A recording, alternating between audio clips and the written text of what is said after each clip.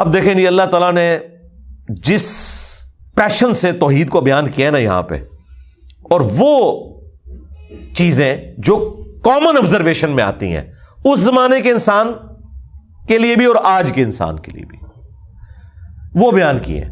جو میں نے آپ کو سٹارٹ میں کہا تھا سورہ یونس جو ہے آپ سمجھ لیں سورہ توحید ہے، اس کا ڈومیننٹ فیکٹر توحید ہے. قل من یرزقکم من السماء والارض، اے نبی ان سے پوچھئے بھلا بتاؤ تو کون ہے جو رزق دیتا ہے تمہیں آسمان سے اور زمین سے، آسمان سے پانی برسا کر اور اس کے ذریعے زمین سے کھیتی اگا کر.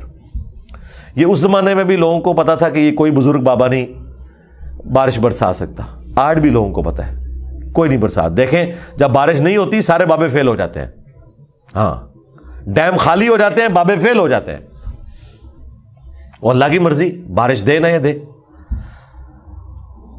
امن یملک السمع والابصار، بھلا بتاؤ کہ کون ہے مالک ہے جو کان اور آنکھوں کا.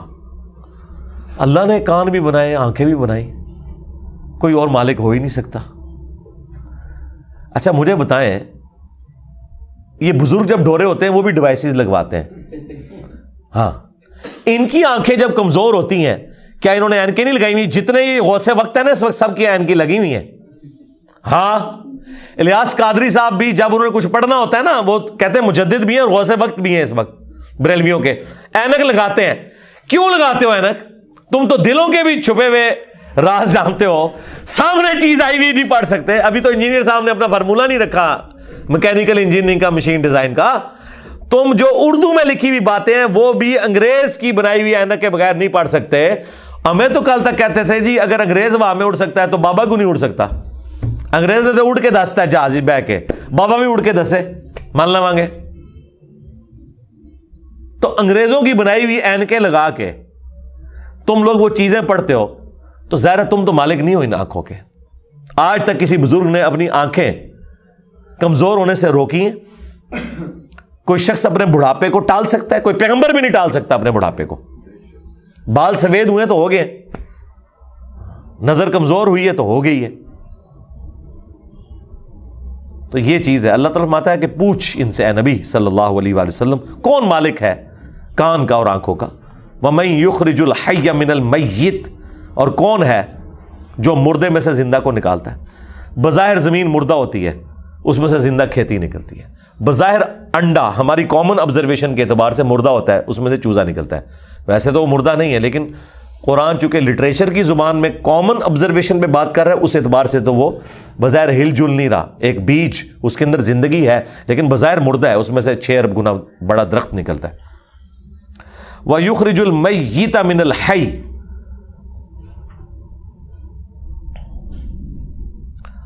اور مردہ کو نکالتا ہے زندہ سے. زندہ میں سے مردہ بھی نکلتے ہیں. یعنی مرغی انڈا دیتی ہے، بظاہر یہ بات ہو رہی ہے، میں سائنٹیفک لینگویج میں بات نہیں کر رہا، لٹریچر کی زبان میں بات کر رہا ہوں. زندہ درخت میں سے، اور وہ بھی زندگی اب سائنس ہمیں بتا رہی ہے. قرآن تو پہلے ہی کہہ رہا تھا کہ درخت زندہ ہے، کھیتیاں زندہ ہیں، لیکن اب ہمیں سائنس بتا رہی ہے ان کی فیلنگز ہیں. باقاعدہ یہ خوش بھی ہوتی ہیں ناراض بھی ہوتی ہیں. پھول مرجھا بھی جاتے ہیں، ان کے اوپر بھی کیفیات طاری ہوتی ہیں. تو آپ دیکھیں اسی میں سے وہ بیج نکلتا ہے، وہ بیج آپ بوتے ہیں ایک اور درخت نکل آتا ہے، ایک اور کھیتی نکل آتی ہے. وَمَن يُدَبِّرُ الْأَمْرَ، اور کون ہے جو سارے کاموں کی تدبیر فرماتا ہے. ظاہر ہے جی بزرگوں کو تو پتہ ہی نہیں، اور جن بزرگوں کو سورج کے سائز کا ہی نہیں پتا وہ سورج کو کیسے کنٹرول کر سکتے ہیں، اور سورجوں کی تعداد بھی نہیں پتا. ان بیچاروں نے یہی سورج دیکھا ہوا ہے. یہ تو سائنس بتا رہی ہے نا صرف ملکی وے گلیکسی میں 300 ارب سورج ہے ایک گلیکسی کے اندر، اور اس طرح کی 250 ارب گلیکسیز اور ہیں. بزرگوں تو پتہ ہی نہیں تھا. آپ لاکھ کہتے رہیں گے وہ شاہ شمس تبریز نے بوٹی پون لی سی. دادا کرو کہانیاں ان کی سنیں.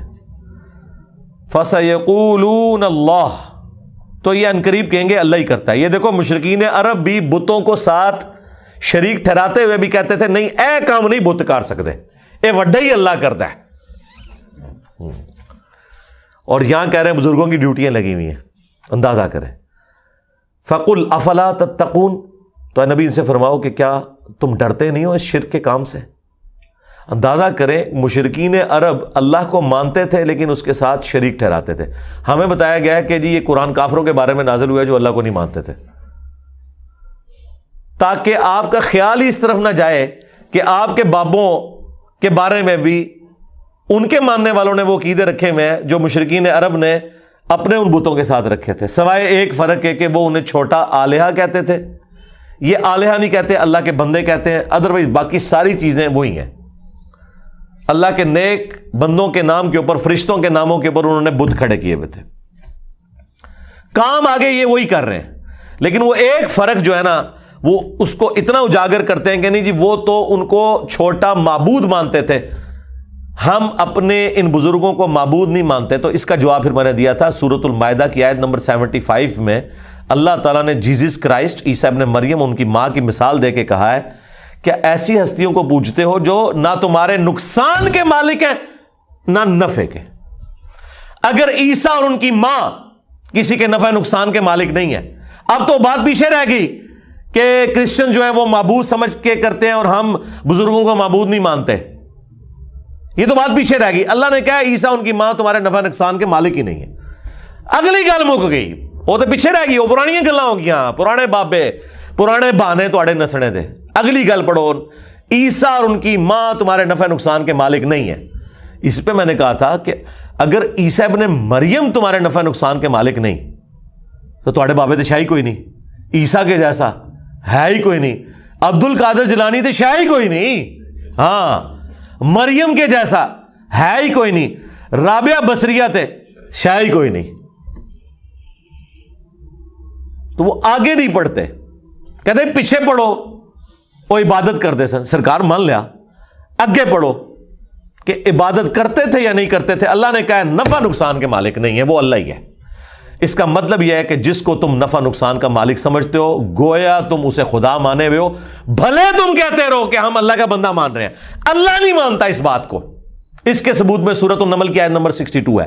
امن یجیب المضطر اذا دعا ویکشف السوء وَيَجْعَلُكُمْ خُلَفَاءَ الْأَرْضِ أَإِلَٰهٌ مَّعَ اللَّهِ. بھلا بتاؤ تو کون ہے جو مصیبت اور پریشانی میں گھرے ہوئے شخص کی فریاد کو سنتا ہے اور اس سے اس کی تکلیف کو دور کر دیتا ہے اور تمہیں زمین پر اگلوں کا خلیفہ کرتا ہے. أَإِلَٰهٌ مَّعَ اللَّهِ. کیا اللہ کے ساتھ کوئی اور معبود بھی ہے جس کی یہ کوالٹی ہو؟ قَلِيلًا مَّا تَذَكَّرُونَ. بہت ہی کم نصیحت حاصل کرتے ہو. اس آیت میں سورۃ النمل کی آیت نمبر 62 پارہ نمبر 20 کے پہلے صفحے پہ اللہ تعالیٰ نے واضح کہہ دیا کہ جس کے بارے میں تمہارا یہ عقیدہ ہے نا کہ تمہیں مصیبت اور پریشانی میں تمہاری تکلیف دور کر سکتا ہے، دعا میں تم اسے پکارو، گویا تم نے اسے خدا مان لیا. وہ اگلے دن وہ پاپا جانی کہہ رہے تھے کہ ڈسپرین کی گولی اگر مشکل کشا ہے تو شیخ عبد القادر جیلانی نہیں. سرکار ڈسپرین کی گولی جب ہم کھاتے ہیں تو سر درد دور ہوتا ہے. عبد القادر جیلانی نو چٹ کے بھی ویکھ لو تہاڈا سر درد نہیں دور ہونا. ہاں ذہن میں رکھیے گا. اگر کوئی نہیں مانتا میں تھوڑی اور ورسٹ مثال دیتا ہوں. انہی کا جب پیشاب بند ہوا تھا تو آغا خان میں ان کا آپریشن ہوا تھا تو عبد القادر جیلانی کے مزار پہ اٹھا کے لے جاتے نا. ہاں وہ ڈاکٹروں نے ہی آپ کی ہیلپ کرنی ہے جب پیشاب بند ہوتا ہے. ایون عبد القادر جیلانی کا بھی پیشاب بند ہونا وہ بھی ڈاکٹر ہی علاج کرے گا، خود کوئی اپنا علاج نہیں کر سکتا. سیدھی سی بات ہے. تو مثالیں ہی دیتے ہیں ظاہری اسباب، ادویات، یہ اللہ تعالیٰ نے ان کے ساتھ چیزیں جوڑی ہوئی ہیں. تو میں نے ان کو اگلی مثال دی ہے کہ ویل مچھلی 1.5 گھنٹے تک اپنا سانس روک سکتی ہے. لے آؤ سارے بابے 1.5 گھنٹے ایسے سمندر ہی سٹاں گے انہوں نے. ظاہر ہے یہ کہتے ہیں نا کہ بزرگان دین جو ہیں وہ مطلب یہ انگریزوں سے بھی بہتر ہے تو جانوروں سے بھی بہتر ہوں گے، یا منو کہ تواڈے سارے بابے ویل مچھلی تو بدتر نے. اڑنے کا نہیں کہہ رہے، اڑتے نہیں سکتے ہو، چلو ایسا روکاں گے نا جان تے چھوٹے نا. 1.5 گھنٹے ایسے سمندر ہی سٹاں گے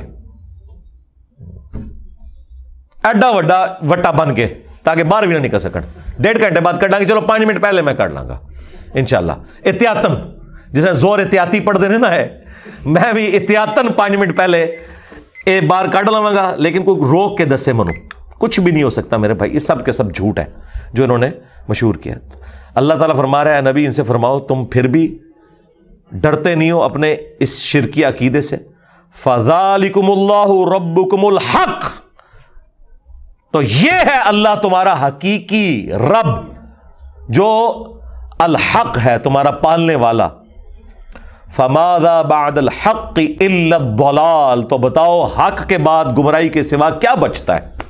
یعنی یہ دو ہی آپشن ہو سکتے ہیں، اگر اللہ حق ہے باقی سب باطل ہیں، پھر اللہ کے مقابلے پر اگر آ جائیں، اس میں ان ہستیوں کا قصور نہیں، یہ ذہن میں رکھیے گا۔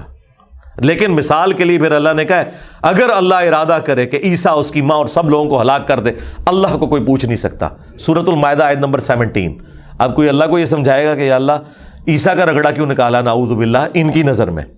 نہیں بھئی، جب توحید اسٹیبلش کرنی ہے تو وہ ہمارے استاد مولانا ساکھ صاحب کہتے تھے اور جدو توحید بیان کریں گے تو نبیوں کی گستاخی آپ ہی ہو جائے گی۔ یہ ہو نہیں سکتا کہ ایسی توحید بیان کریے اور گستاخی نہ ہوئے، کیونکہ گستاخی آپ کہہ رہے ہیں، وہ گستاخی ہے نہیں ہے، نبی نہیں سے گستاخی مانیں گے۔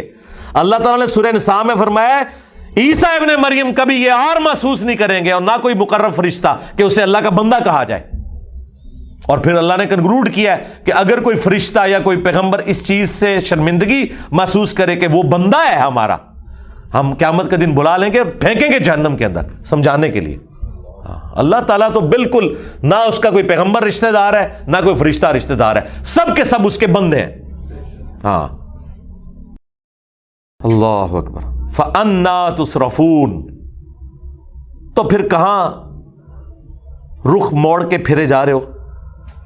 كَذَلِكَ حَقَّتْ كَلِمَةُ رَبِّكَ عَلَى الَّذِينَ فَسَقُوا أَنَّهُمْ لَا يُؤْمِنُونَ، بالکل اس طریقے سے ثابت ہو چکی ہے تمہارے رب کی بات ان لوگوں کے اوپر جو سرکشی کے اوپر اترے ہوئے ہیں کہ وہ کبھی بھی ایمان نہیں لے کر آئیں گے۔